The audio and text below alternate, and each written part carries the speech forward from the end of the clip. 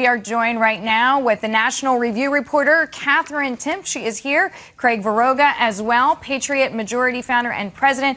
Katherine, first and foremost, what is your take on Trump's comments? And then I'm going to play one from Carly Fiorina. But Trump first, if you don't mind. Trump, this was very not surprising that he would say, see China. And he did a good job, basically, because it's not too complicated for people to understand. That's why people like listening to Trump.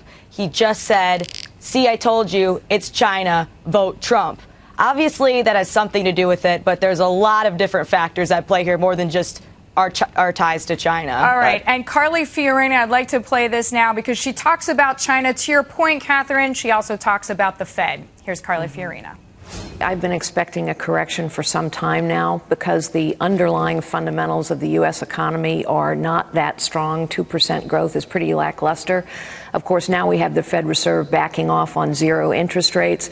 And China's economy is slowing. There's no doubt that China has some real issues in front of it. And the devaluation of the yuan, as well as the huge sell-off in their market, spell trouble ahead. So, Craig, there you have Carly Fiorina. She is talking about China. She's also talking about our own Fed and market forces as well. What is your take, again, what this means for the political campaigns?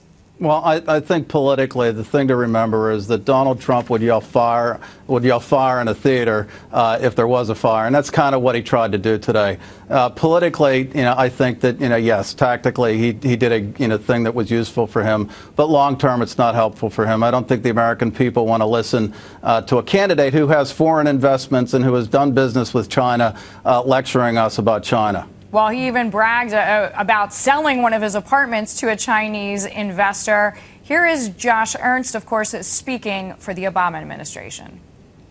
There's no doubt that the global economy is more interconnected than it's ever been. And there are a variety of reasons for that. Technology is not the least of them. But what I would encourage people to evaluate is the ongoing strength and resilience of the U.S. economy. Katherine, ongoing strength and resilience, no matter which candidate gets his or her message out, that seems to be a winning line. Sure, it sure does. But when you have a day like today and everybody's freaking out, it's kind of hard to talk your way out of something like that. Everyone wants to know why, and it's not simple. And with what Carly Fiorina said, for example, she's right. It was more complicated, but people don't really like complicated.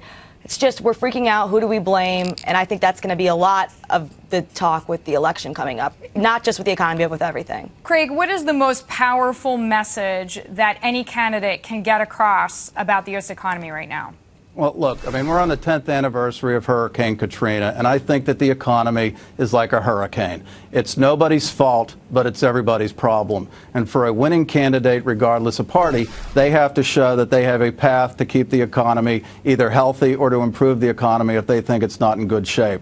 And we don't need bombastic rhetoric. We need somebody who's actually going to have a plan and talk sensibly to the American public.